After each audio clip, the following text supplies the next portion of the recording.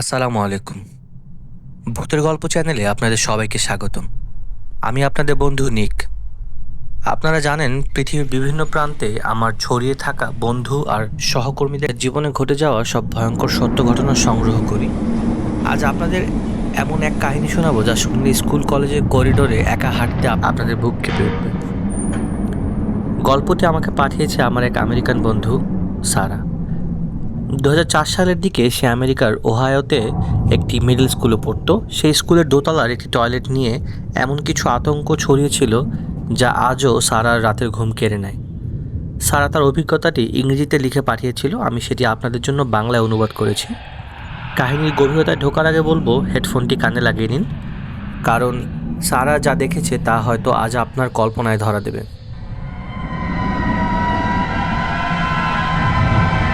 2004 সালের ঘটনা। ওহায়োর একটি পুরাতন স্কুল ভবন। এটি তৈরি ছিল ইটের, আর দেয়ালে ছিল শ্যাওলা আর লতাপাতায় ভরা। স্কুলটা এমনিতেই অনেক চুপচাপ আর থমথমে। তার উপর দোতলার একদম কোণার দিকে মেয়েদের যে বাথরুমটা ছিল সেটা ছিল একটা নিষিদ্ধ এলাকা।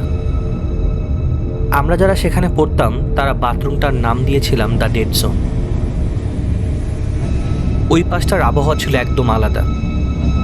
চারিদিকে যখন রোদ খেলা করতো, বাথরুমের দরজার সামনে গেলেই এক ধরনের গুমোট স্যাঁতস্যাঁতে গন্ধ নাকে আসতো। আর বাথরুমের পুরনো কাঠের দরজাগুলো আর্দ্রতায় ফুলে গিয়েছিল, আর ওপরের যে লাইটগুলো ছিল সেগুলো সারাক্ষণ অন অফ হতে থাকতো আর একটা অদ্ভুত শব্দ করতে থাকতো। দেখে মনে হতো এই লাইটগুলোর ভেতর দিয়ে কোনো অদৃশ্য শক্তি চলাচল করছে। স্কুলের সবাই জানতো এই বাথরুমে একা যাওয়া মানে নিজের বিপদ ডেকে আনা। কিন্তু কেন? সেই কেনরই উত্তর আমি পেয়েছিলাম 2004 সালের নভেম্বর মাসের একটি বিকালে। সেদিন বিকেলে একটি প্রজেক্টের কাজে আমি আটকে গিয়েছিলাম স্কুলে। প্রায় সন্ধ্যা নেমে আসছিল, চারিদিকে অন্ধকার নামছিল, আর স্কুলে তখন হাতে গোনা কয়েকজন ছিলাম আমরা। হঠাৎই আমার বাথরুমে যাওয়ার খুব প্রয়োজন পড়লো। আর যখন আমি বাথরুমে যাওয়ার চেষ্টা করলাম, যখন আমি বাথরুমের দিকে যাচ্ছিলাম, দেখলাম একতলার বাথরুমটি পরিষ্কার করা হচ্ছে, তাই বাধ্য হয়েই দোতলার সেই বাথরুমের দিকে গেলাম। করিডোর দিয়ে হাঁটার সময় মনে হচ্ছিল প্রত্যেক কদমের সাথে সাথে বাতাসটা যেন কেমন ভারী হয়ে যাচ্ছে। যখনই বাথরুমে দরজার সামনে গিয়ে দাঁড়ালাম, আমার শরীরটা শিরশির করে উঠল। এক ধরনের পচা কাঠের গন্ধ আর পুরনো পাইপের জং ধরা গন্ধ নাকে এলো। তারপরও সাহস সঞ্চয় করে ভিতরে ঢুকলাম। পুরনো বিল্ডিং হওয়াতে এর ভেতরে কোনো জানালা ছিল না, শুধু একটি ভেন্টিলেটর ছিল যা দিয়ে খুবই হালকা আলো আসতো। আমি ভেতরে ঢোকার সাথে সাথেই মাথার উপরে থাকা লাইটটি অন অফ হওয়া শুরু করলো। বারবার জ্বলছে আর নিভছে, জ্বলছে আর নিভছে। আমি আয়নার দিকে তাকালাম। আয়নাটা ছিল অনেক পুরনো আর ঝাপসা। আর আমি যখন কলের দিকে হাত বাড়ালাম, তখনই কেমন জানি বাথরুমের তাপমাত্রা হঠাৎ করেই অনেক বেশি নিচে নেমে গেল। আমার নিজের নিঃশ্বাসের সাথেই তখন ধোঁয়া বের হতে লাগলো। আমি বুঝলাম যে আমি এখানে একা নই। আর তখনই হঠাৎ করেই বাথরুমের একটি দরজা হঠাৎ করে কেউ খুব জোরে আটকে দিল। আমি ভয়ে লাফিয়ে উঠলাম। ভাবলাম হয়তো বাতাসে হয়েছে। আর কিছু ভাবার আগেই তারপরে হঠাৎ করে দ্বিতীয় দরজাটি কেউ খুব জোরে বাড়ি দিয়ে আটকে দিল। আর ঠিক তারপরেই তৃতীয় দরজাটি। কেউ একজন অদৃশ্য হাতে সবগুলো দরজা একটার পর একটা খুব জোরে লাগিয়ে দিচ্ছিল।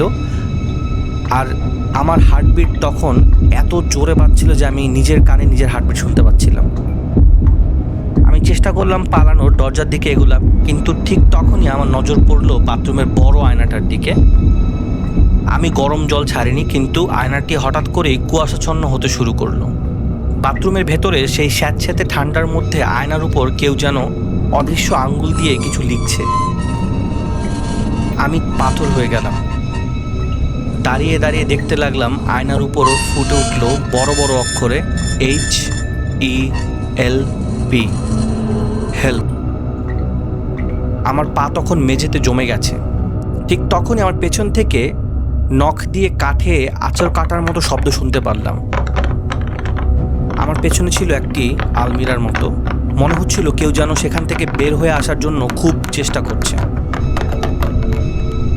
আর ঠিক তখনই আমি অনুভব করলাম আমার পেছনে কেউ দাঁড়িয়ে আছে আর আমার কাঁধের ওপর খুবই ঠান্ডা নিঃশ্বাস ছাড়ছিল।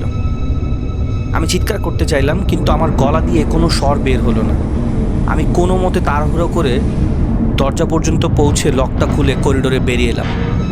এক দৌড়ে নিচে নামার চেষ্টা করছিলাম, তখন আমার মনে হচ্ছিল কেউ একজন পেছন থেকে বাথরুমের দরজা খুলে আমার দিকে তাকিয়ে আছে। কোনো রকম বাড়ি ফিরে গেলাম সেদিন। পরদিন সকালে স্কুলে ফিরে আমাদের স্কুলের সবচেয়ে পুরনো যে জ্যানেটর ছিলেন মিস্টার হ্যারিস, তার সাথে কথা বললাম, জিজ্ঞেস করলাম এই ঘটনার ব্যাপারে তার কোনো আইডিয়া আছে কিনা। সে আমার ফ্যাকাশে মুখ দেখে দীর্ঘশ্বাস ফেলে বললেন, মা তুমি একা নও। আমার আর বুঝতে বাকি রইল না যে সেও হয়তোবা এই অভিজ্ঞতার ভেতর দিয়ে গেছে। তিনি তখন আরও বললেন, 70 দশকে এক মেয়ে এই বাথরুমের ভেতরে আঁকড়ে গিয়ে মারা গিয়েছিল। কেউ বলতে পারে না আসলে কি কারণে মারা গিয়েছিল, দম বন্ধ হয়ে নাকি অন্য কিছু, কিন্তু সবাই মনে করে যে তার আত্মা আজও এই বাথরুমের দেয়ালের ভেতরে মুক্তি খুঁজে বেড়ায়। হ্যাঁ, অনেক দিন হয়ে গেছে।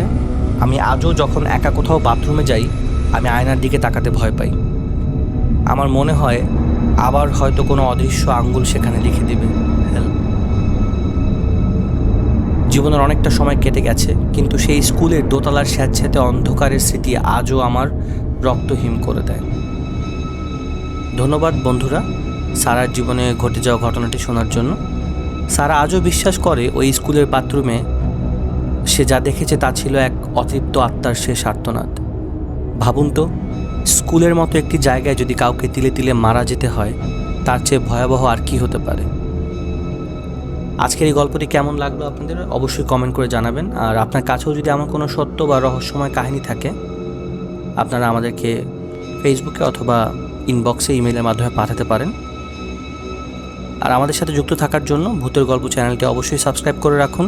সাবধানে থাকুন, ভালো থাকুন। ধন্যবাদ।